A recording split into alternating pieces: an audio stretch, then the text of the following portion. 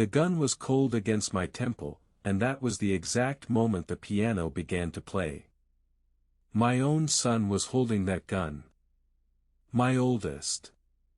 His breath reeked of whiskey an inch from my face, his hand shaking so badly the muzzle scraped a slow circle into the skin above my ear. Whatever he'd dropped into my drink had turned the whole room to syrup. I couldn't lift my arms. I couldn't scream. I could only lie there, draped half off the sofa like a coat somebody forgot, listening to the most impossible sound I have ever heard in my life. From the back bedroom, from the room of my dead son, came the first halting notes of Clair de Lune. Let me go back. Let me go back to the beginning, because if I start here you won't understand. You'll think I'm just a grieving old man who drank too much and dreamed something to keep from breaking. Maybe that's all this is. But I've turned it over in my mind 1,000 nights since, and I can't make it small enough to fit inside the world I thought I lived in. So let me tell it the way it happened, slowly, the way the cold comes into a house in winter, first at the windows, then the floors, then into your bones before you ever think to light a fire. It starts with my youngest. Daniel. Danny to everyone who loved him, and everyone did. He died last winter on a stretch of black ice out on the county road, coming home from a weekend trip with his boyfriend. He was 19. He'd gotten the letter 3 days before, a full music scholarship to the conservatory that had been the only thing he'd wanted since he was 11 years old. They'd been celebrating. They were both, his boyfriend told me later from a hospital bed, feeling like they were on top of the world. The boyfriend lived. Danny did not. I won't try to describe the grief to you, because either you've buried a child or you haven't, and if you haven't, nothing I say will reach you, and if you have, I don't need to say anything at all. I'll only tell you the strange shape it took in me. I didn't cry. Not at the funeral. Not for weeks after. Something inside me had gone to stone. I'd sit at the kitchen table while the casseroles rotted in the fridge and feel nothing, a great roaring nothing, and the only thought that ever moved through that nothing was the thought of the pistol in the case at the back of my bedroom closet. A few times, I took it out. I sat on the edge of the bed in the dark and held it and felt the weight of it in my hand, the cold deliberate weight, like it had been waiting there patiently all these years for exactly this. I'd hold it until my arm went numb. Then I'd put it back. Not because I'd decided anything. Just because there was one more thing in the house I couldn't bring myself to leave alone. That thing was the cat. When Danny was 15, I promised him a kitten if his grades held. He came home from the shelter cradling the smallest, angriest tabby that institution had ever processed, a scrap of orange fury with eyes like two struck matches. He named her Tessa. I called her Terrible Tessa, because she earned it. She loved Danny and Danny alone. Everyone else she hissed at, swatted at, drew blood from. She peed on my clothes. She peed on my bed. In 15 years of sharing a house I don't think that cat and I exchanged a single kind moment. And now it was just the two of us. Me, and Terrible Tessa, and the gun in the closet. She wouldn't eat. I'd put food down and it would still be there in the morning, curdling. She'd taken up residence on the windowsill in Danny's room, the sill where she used to sit while he played, and I always assumed she sat there for the birds, that she didn't care a whit about the music. But now there were no birds she watched. She just lay there, flat and gray-faced, a husk of a cat, staring at the piano with its dust cover on, as if any moment now he might come bursting through the door and whip the cover off and fill the house with sound. I decided I'd get rid of her. I couldn't keep his cat. The cat hated me. I'll find her a home, I thought, and then I'll be done with myself, too. That was the plan, as much as a man in that state has a plan. But I couldn't do the first part, and I found I couldn't do the second part while she was still alive and breathing in his room. So we were stuck with each other, the two creatures in the world who'd loved Danny most, neither of us able to stand the sight of the other. I have to tell you about the buttons. You've seen them. Those soundboard buttons people buy to teach their pets to talk. You record a word onto each one, and supposedly the animal learns to press them to communicate. I always thought it was nonsense. What does a dog have to say? Food. That's the whole vocabulary, isn't it? And cats only know two things, hunger and contempt. The videos Danny used to show me of cats pressing buttons always looked to me like the cat had simply stepped on it by accident and the owner cooed and projected and called it a miracle. I told him so. Waste of money, I said. Wishful thinking. He just grinned at me with those patient eyes, the way he did when he'd already decided I'd come around eventually. He bought a set anyway. Recorded a handful to start, food. Cuddle. Outside. Music. Dad. And Danny. He put himself on a button, and he put me on one, because he was certain, in that dreamy, stubborn, 15 going on forever way of his, that Tessa understood us and just lacked the means to say so. Tessa was terrified of the buttons. He tried for weeks to train her and she would not go near them. She'd arch her back. She'd hiss. She'd swat the whole mat across the floor and stalk off. And here's the thing that I only let myself remember later, she knew what they were for. She knew the words. When Danny said, "Let's have some music," she'd trot to her perch by the piano and wait. She understood. She simply refused, with everything in her small furious body, to press those buttons. Tessa hated those buttons about as much as I hated Tessa. And then Danny was gone, and the buttons sat on the living room floor gathering dust, and I meant to throw them out and never did. It was a night in February. The wind was up, working at the eaves, finding every gap in the old house. I was upstairs in my room with the pistol out of its case, sitting in the dark, doing the thing I told myself I wasn't doing. And from downstairs, in the empty living room, I heard the recorded voice. Danny. I froze. My whole body went cold and still. I told myself she'd stepped on it. The cat had wandered over the mat in the dark and her paw had come down on a button and that was all. A coincidence. A mechanical thing. Then it came again. Danny. And again. Danny. Danny. Danny. Over and over, that small recorded ghost of my son's voice rising up the stairwell into the dark where I sat with a gun in my hand. Danny. Danny. Slow and deliberate, with a pause between each one, like something pressing the button, listening, and pressing it again because no one had answered. Something broke in me. The stone cracked. All the grief I hadn't been able to reach came up at once and I doubled over and I wept, great, ugly, gulping sobs, the first tears since the funeral, the dam finally bursting after all those frozen weeks. I cried until I couldn't breathe. And when it finally ebbed I set the gun down, wiped my face, and went downstairs. There she was.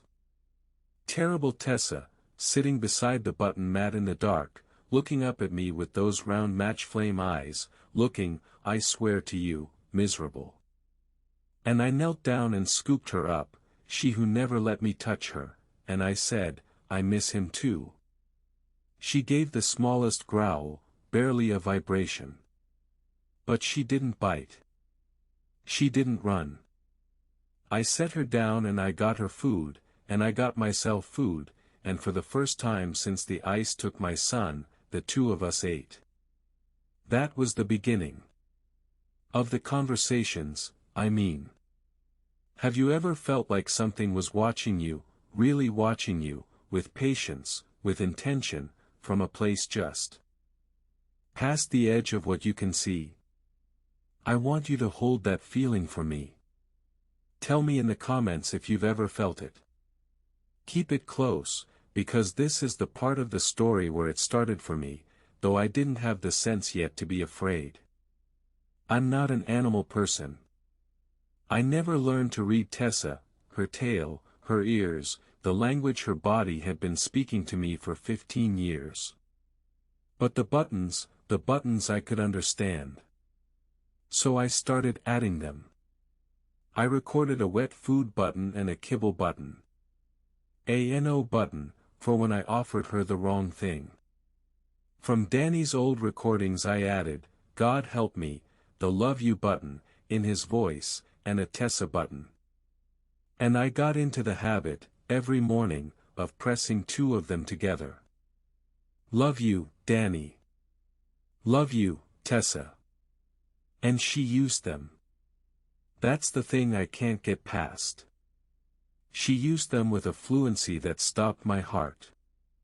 The first time she pressed Dad, love you, I had to sit down on the floor. She didn't even seem to be trying. She'd just amble across the mat, loose and careless, the way she walked across everything, and out would come a sentence. A real one. I told myself, she's stepping on them by accident, the way you always said. But it happened too often. It happened in answer to things. It was deliberate, and it was casual, both at once, and that combination is the part that makes the hair stand up on my arms even now. We had whole conversations. I know how that sounds. I'd have called a man crazy for saying it 2 months earlier. But I added buttons fast and she took to all of them instantly, no training, as if she'd known the words all along and had only been waiting for permission to use them. Sometimes what she said cracked me right open. Once she looked up at me, those big round eyes, and pressed Danny home. I wish he was home too, I told her. Another time I asked her, gently, if she understood what had happened to him. She pressed Danny bye-bye. I'd added a bye-bye button so she'd know when I was leaving the house. Then she pressed Danny home, a question. And I had to tell her no. Danny bye-bye. And she pressed Danny home again, stubborn, insistent, and then she stood and walked away from me, and if a cat can be angry, she was angry, angry that I couldn't make him come back. I told myself it was projection. I told myself I was a grieving old fool reading poetry into a cat stepping on a soundboard. But late at night, in the quiet, with the wind in the eaves, a different thought would come to me, and I'd push it away before it could finish forming. The thought was, who is actually pressing these? Last week, my other son came back. Marcus. Danny's half-brother, nearly 10 years older, from a relationship long before Danny was born. He'd gotten his mother's worst in him, the temper, the hunger, the way he could look at you like you were a vending machine that owed him change. The pattern never varied. He'd appear, charm me, ask for money, turn vicious when I hesitated, take the loan we both knew he'd never repay, and vanish. I'd cut him off financially years ago. I never cut him out entirely, he was still my son, but I hadn't let him visit while Danny was alive, not after the last time, when he'd stood in my kitchen and sneered something about me, favoring that mincing little, I won't repeat what he called his own brother. I've never forgotten it. I never will. So when he appeared on my doorstep last week, I should have been on my guard. But grief makes you soft in dangerous places. He had whiskey on his breath and a wild, jittery look in his eyes, and the first thing he did was pull me into a hug and say, "Dad, I'm so sorry about Danny. It undid me." I hugged him back. I brought him in. I made coffee. He sat on Danny's sofa and asked how I was holding up, and he was gentle, attentive, kind, in a way I hadn't seen from him in 20 years.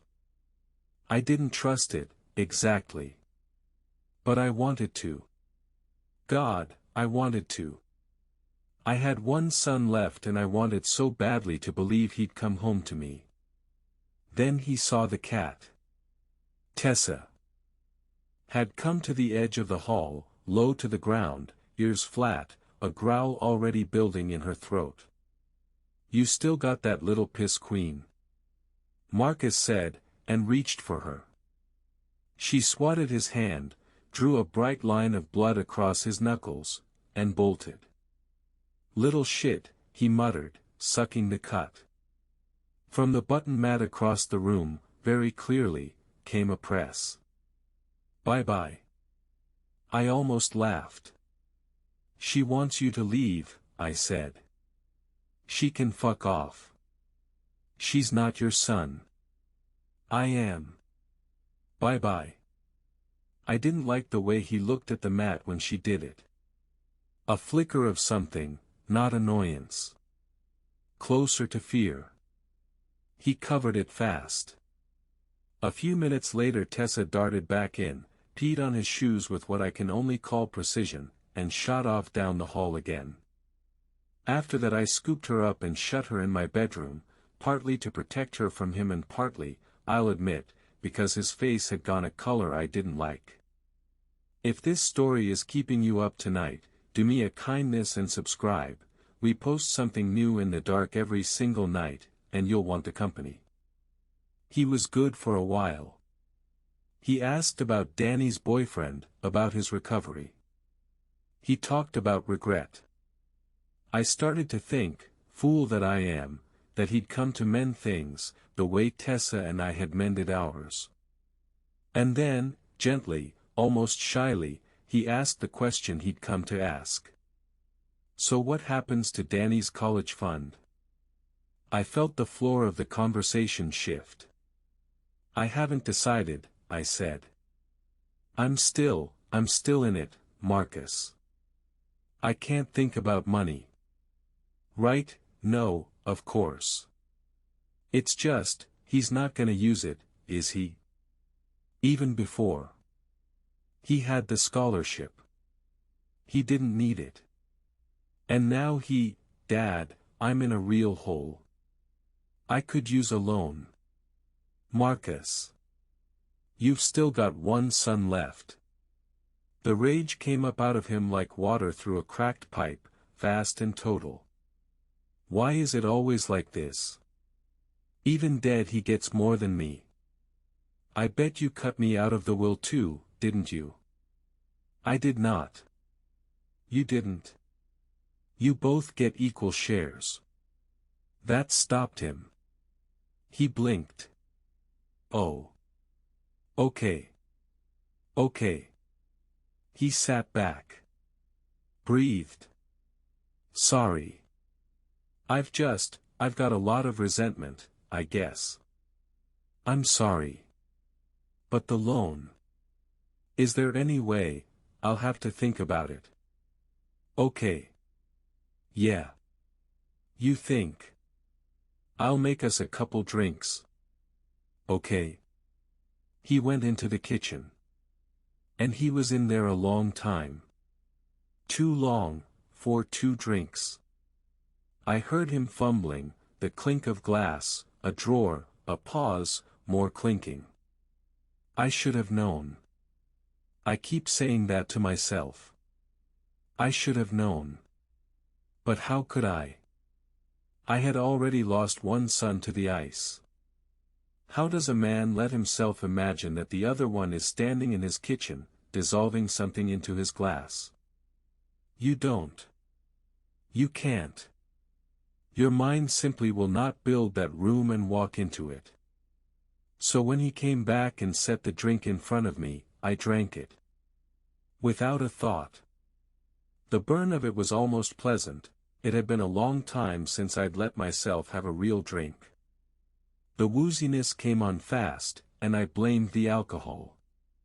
From upstairs, behind the closed bedroom door, Tessa began to howl. Not meow. Howl. A long, climbing, broken wail I had never heard from her in 15 years, a sound with words in it that I couldn't understand, on and on, frantic. She's really going for it, Marcus said, watching me. I should let her out, I mumbled. My tongue had gone thick and strange in my mouth. I tried to stand and the entire world tilted off its axis and slid sideways. His arms caught me. Got you, Dad, he said, low, right in my ear, his breath a wall of whiskey. Sorry. Sorry. You're making me do this. If you just give me the fucking loan, the real panic, the cold water, drowning panic, didn't hit until he propped me on the sofa, looked down at me, and asked the question. You still keep your gun in the closet? The fear came in a wave that lifted me up out of myself. I felt like I was floating. Like I was peeling loose from my own body and drifting toward the ceiling, watching a heavy old man slumped on a sofa while his son went upstairs to fetch the gun that would kill him. I tried to move. I rolled off the cushion and hit the floor and crawled toward the side table where my phone sat charging. My arms were sandbags. My fingers wouldn't close. Above me, footsteps crossed the ceiling. The closet door. The sound of him throwing things, cursing, hunting through the boxes for the case. I got a hand on the phone. Dragged it down off the table. The screen swam, 3 glowing smears where the numbers should be. I pressed where I thought the keys were. I don't know what I dialed. I don't know if I dialed anything. A boot came down and a hand swept the phone out of my grip and sent it skittering under the couch. It's because you won't help me, Marcus was saying, and his voice had gone soft and rambling and almost tender, which was the worst part of all of it. Everybody knows you're depressed. Suicidal. Can't handle Danny dying. You should have just done it already, man. If you'd just done it I wouldn't have to be the one. This is how it was always gonna go. You don't even want to be alive. In your own way you're helping me out here, in the end. I gasped. There were no words left in me. From the bedroom, Tessa's howling spiked into a shriek, and Marcus's face twisted and he screamed at the door, shut the fuck up. The howling stopped. All at once. Like a switch thrown. He stood over me, breathing hard, the gun loose in his hand now, and he pressed the muzzle to my temple. Cold. So cold. My heart was a fist hammering to get out of my chest, and the room had narrowed to a tunnel, and at the far end of the tunnel was the click of the hammer drawing back. And that is where I started. Because in that exact moment, from down the hall, from Danny's room, I heard it. A rustle. The soft, dragging slither of fabric, the sound of the dust cover sliding off the piano. I knew that sound. I'd heard it 10,000 times, every afternoon for years, the prelude to music filling my house. And then the music came. The first notes of Clair de Lune. Picked out slow. Halting. Each note hung alone in the dark before the next one found it, unsteady, searching, but unmistakable. The piece Danny played more than any other. The piece I'd hear drifting up through the floorboards while I made dinner, while I fell asleep, while I lived a life I didn't know was the happiest I'd ever have. The muzzle left my temple. The hell. Marcus's voice had gone high and thin. He swayed over me, turning toward the hall. Is somebody here? The piano went on. Slow. Beautiful. Wrong. And in the drowned haze of my mind a thought surfaced, the thought I'd spent months pushing down, the cat. It sounds like the cat. Like Tessa walking deliberately across the keys, the same exact way she walks across the buttons. But that was impossible. A cat can't pick out Clair de Lune. A cat can't play one note after another in order, slowly, like someone whose hands had forgotten the shape of the thing but not the love of it. Who's there? Marcus screamed down the hall. D was all I could push out of my numb mouth. Danny. I was trying to say Danny. He raised the gun and stalked toward the bedroom door, weaving, catching himself on the wall. In my swimming vision he doubled and tripled. He grabbed the knob. He threw the door open. And there, at the piano, sitting where Danny always sat, was a figure. I can't tell you what it was. I can tell you what my eyes did with it, a shape, a person shape, flickering, there and not there, like a candle flame leaned over in a draft, like a television between channels. A figure that was and was not. Hands at the keys. And Tessa beside it on the sill, no longer howling, sitting up straight and still and watching it with absolute calm. Marcus screamed. A sound I've never heard a grown man make. He threw up his arm and the gun went off and the whole world detonated white, and then Tessa was no longer calm. She came off. That sill like something 3 times her size, every hair on end, a small bristling tiger, and she launched herself out the bedroom door yowling, and the figure came with her, flickering, pouring out of the room behind her, and Marcus was shrieking, firing again, wild, the muzzle flash strobing the dark, and then he was running, gun and all, out the front door and into the night, screaming things I couldn't make out. And then there was nothing. The slam of the door. The wind in the eaves.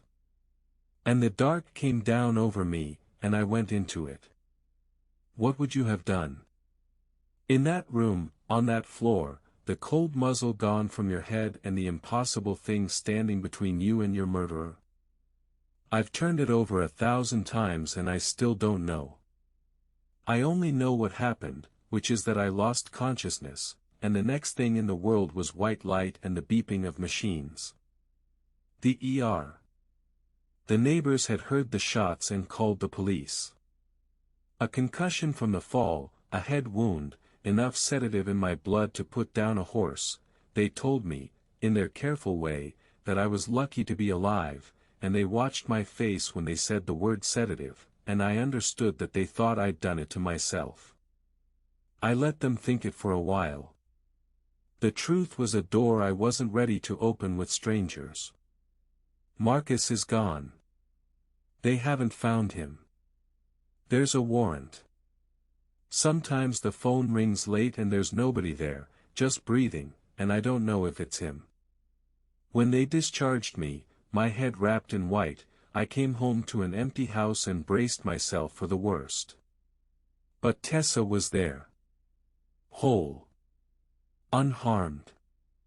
She came trotting to the door the second it opened, tail straight up in the air, and I knew, finally, after all these months, that the tail up was a greeting. I'd learned to read her at last. I'd learned to read my son's cat without the buttons at all. But it wasn't only the cat greeting me. I understood that now too.